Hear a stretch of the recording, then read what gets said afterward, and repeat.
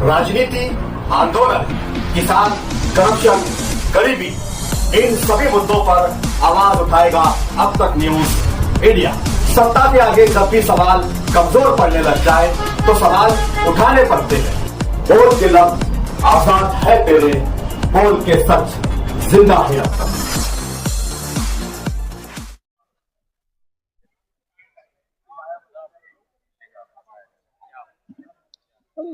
ये देखो, ये एक ऐतिहासिक वास्तु है और मालेगांव के लिए बहुत बड़ी गर्व की बात है। लेकिन वहाँ पे अतिक्रमण इतना बढ़ गया है कि इनका ऐतिहासिक वास्तु का कोई महत्व नहीं रहा। इसलिए हमने शासन स्तर पे बहुत बड़ा प्रयास किया है और हमें यश भी मिल रहा है। और आगे आने वाले ये निवडणूक के बाद ये अतिक्रमण हटाया जाएगा और वो जो किला है उसमें बहुत बड़ा म्यूजियम बनाने के लिए भी हमारे शासन के लिए जो है इसके लिए हम प्रयास कर रहे हैं। और हमें सबको मतलब हम सब की तरफ से जो प्रयास हो रहा है उसको यश जरूर मिलेगा।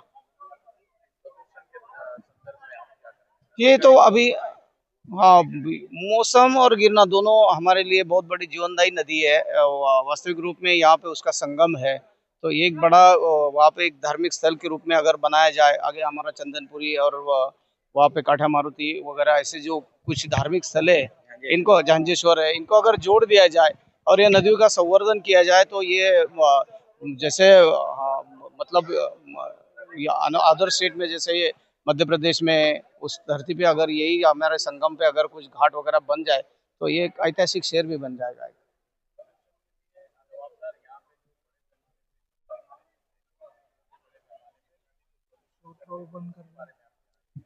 इनके लिए तो हमने स्लॉटर हाउस, तो जो अवैध स्लॉटर हाउस है उसको बंद करने के लिए आपने भी पिछली बार मेरे से बात की थी। मैंने ऊपर वहाँ पे मंत्रिमंडल स्तर पे हमारे जितने भी पदाधिकारी थे उन्होंने वहाँ पे हमारे विधान परिषद के आमदार विक्रांत जी पाटिल थे, उन्होंने लक्ष्य विधि भी की थी। और जो गिरना मौसम के अंदर जो जो खून मिश्रित पानी जाता है तो वो जो है वो अवैध स्लॉटर की वजह से जाता है। और जल्द ही जल्द अवैध स्लॉटर भी बंद किए जाएंगे और दोनों नदियाँ जो है वो स्वच्छ की जाएंगी। और मालेगांव जो प्रदूषण के नाम से जो शहर अभी नाम निकल रहा, तो आने वाले दिन में मालेगांव ये बहुत अच्छा स्वच्छ सुंदर शहर बनाने के लिए हमारा प्रयास जारी रहेगा। आसिफ शेख जब भी उनकी सभा ले रहे हैं वो कह रहे हैं कि हमारा मुकाबला सीधा सूखा प्रस्तों से हो और हम कारपोरेशन में भगवा झंडा लहराने नहीं देंगे, हरा झंडा लहराएंगे। आसिफ शेख के बारे में मैंने बहुत बार 2-3 बार आपसे भी बात की है। आसिफ शेख को हम बहुत बड़ा महत्व नहीं देते। आसिफ शेख ने विधानसभा में क्या तीर मारा है, आसिफ शेख की क्या औकात है। मैंने उनको यही बोला है कि अगर आप बीजेपी को फिरका परस्ती पार्टी बोलेंगे और बीजेपी के खिलाफ या बीजेपी के नेताओं के खिलाफ अगर कोई अनशन बात करेंगे ना, तो मैंने ये भी बोल दिया कि उनका राजकीय करियर भी नहीं रखने देंगे।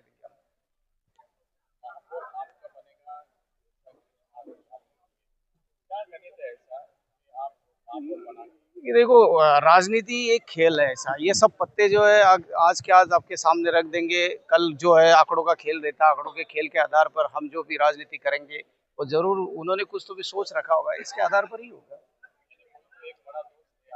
नहीं, दोस्त और पॉलिटिक्स में दोस्त से बड़ा आंकड़ों का खेल रहता है। आंकड़ों का खेल अगर जुड़ में आएगा तो आपको दिखेगा ना, 16 तारीख के बाद वो भी गणित दिखेगा। दोस्ती दुश्मनी का सवाल ही नहीं है यहाँ पे, यहाँ आंकड़ों का खेल है। आंकड़ों का खेल के बारे में हम माहिर है और जरूर हम 16 तारीख के बाद आंकड़ों का खेल खेलेंगे। मैं सबका साथ सबका विकास इस रास्ते पे चलने वाला हूँ। रही दूसरी बात, ये दोनों का आपस में दोनों का रूलिंग जो पार्टी है, रूलिंग जो सत्ता है, वो सत्ते में दोनों का संबंध है। इधर मालेगांव की पब्लिक को ये दीवाना बना रहे हैं।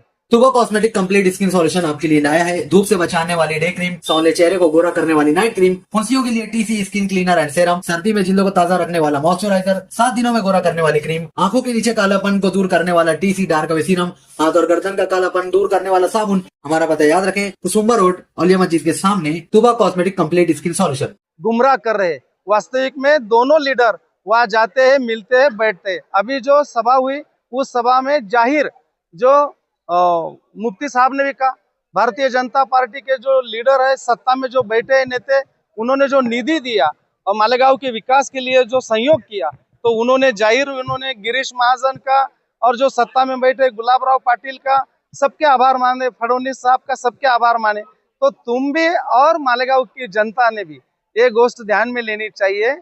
सबका साथ सबका विकास, जो पार्टी अपने को मालेगांव को आगे बढ़ाने के लिए, विकास के लिए निधि देगा, वो पार्टी के साथ चलना चाहिए। कुछ गुमराह करते, कुछ बोलते बीजेपी को वोट दिया तो हराम है, बीजेपी को वोट दिया तो, वोट नहीं दिया तो हलाल है। मैं कहता हूँ बीजेपी के जितने भी योजनाएं, जनधन योजना है, जल कल्याणकारी योजना है, सिविल की लाड़की बहन है, उनका अनुदान लेने में या योजना के लाभ लेने में हराम नहीं है क्या? ये भी बात सोचनी चाहिए। जितने भी सरकार ने योजना दी है, वो योजना के तुम दवाखाना हॉस्पिटल में लाभ लेते, वृद्ध पेंशन लेते, बुजुर्ग पेंशन लेते, उसके बाद में लाड़की बहन का बेनिफिट लेते, वो हराम नहीं है क्या? ये लोग है ना, पब्लिक कोई गलत नहीं करती, पब्लिक को गलत बनाने वाले लीडर गलत है वास्तव में। इसीलिए जो काम भारतीय जनता पार्टी ने सहयोग किया, निधि दिया, इसीलिए जाहिर सभा में सम्माननीय मुफ्ती साहब ने और इन लोगों ने, बड़े बड़े लीडरों ने, सत्ताधारी नेताओं का आभार माना है। इसके साक्ष्य आप भी हो और पब्लिक भी है।